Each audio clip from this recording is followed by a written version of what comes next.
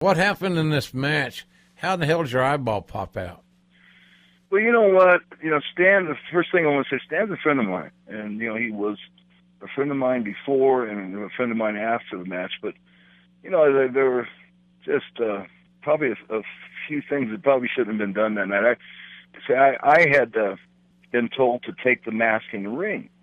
And Stan was being introduced first for whatever reason. I don't know. They flipped a coin, and I have no idea. But he came out to the ring first and introduced, had his belt, and I came out with my belt and that mask. And I said, I'm not going to get in the ring with that mask because Stan's not going to let that happen. And they said, no, you'll be fine, do it. And anyways, that's what Inoki wants. And so that's pretty much where the conversation ended. When Inoki said something, you did it, period. And so I've got my belt in one hand and this mask in my other fist, and Stan, I'm coming up the stairs, and he comes across the top of that rope, and by his own admission, he can't see past his hands, especially in this situation because the ring was really brightly lit. Outside of that light, it was really dark.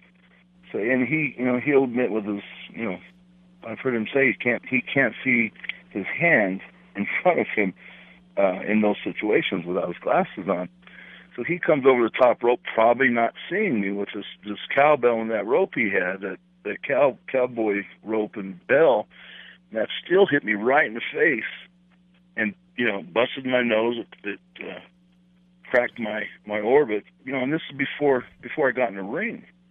And I said, damn. And I took a step back down, and there was, it wasn't blood, but it was this liquid just pouring out of my nose.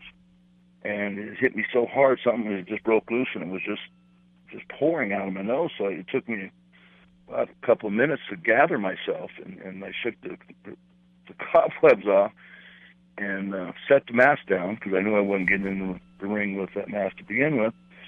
And again, I don't really know if Stan had any idea he had hit me. And so I got in the ring and just walked up to him and slapped him side of the head with that cowboy hat. And you have to understand, this is Stan Hansen in Japan. Not just, he's an American, but he had icon status very similar to what Inoki had. And you just didn't do that to Stan Hansen. And quite frankly, I just got hit in the face by a piece of steel before I got in the ring, so I didn't really give a shit who he was. Yeah.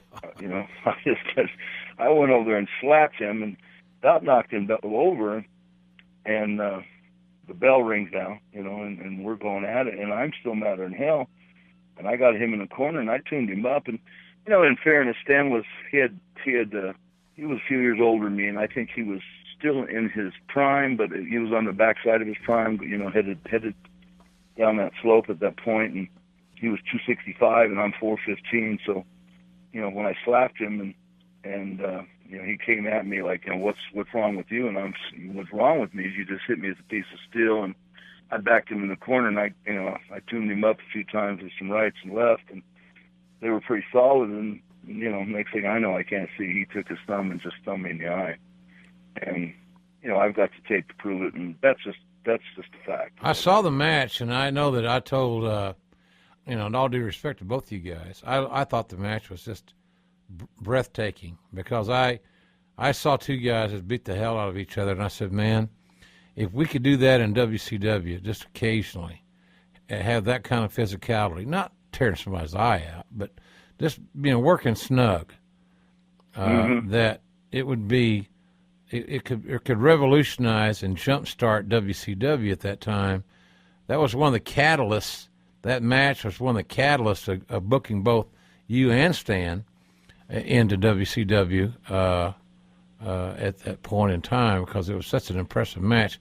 Do you remember the finish of that match in Japan on that eyeball match? Well, we were scheduled to do a 30-minute Broadway, and that's really what it turned out to be. Because again, my memory of it was that he hit me with the bell before I got in the ring with the cowbell.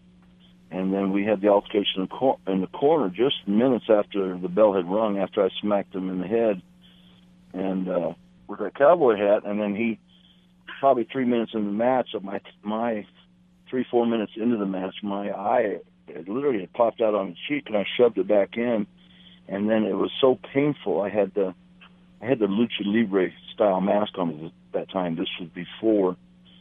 In other words, I didn't like wearing that mask, and again, Inoki said, wear it, you wear it, period.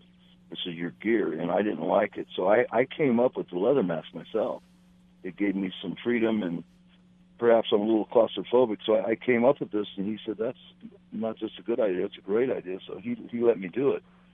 And so it was before that, so I just pulled that Mexican-style mask off because it was hurting. It was pressing up against the eye. And without the mask on, it's,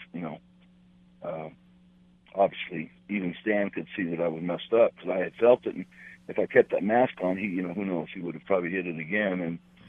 And so I wanted him to see it.